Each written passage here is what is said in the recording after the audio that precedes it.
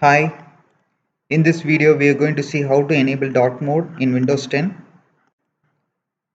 Um, to enable this, in the search bar type themes and it will display themes and related settings. If you don't have the search bar at the bottom of the Windows screen, you can press Windows and S and then again start typing themes and then click on themes and related settings.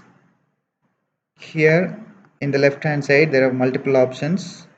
Click on colors and you can see choose your color, and here you can choose the dark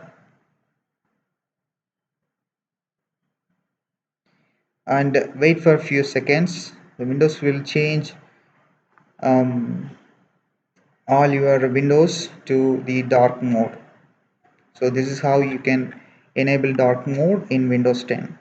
Thanks for watching. Bye.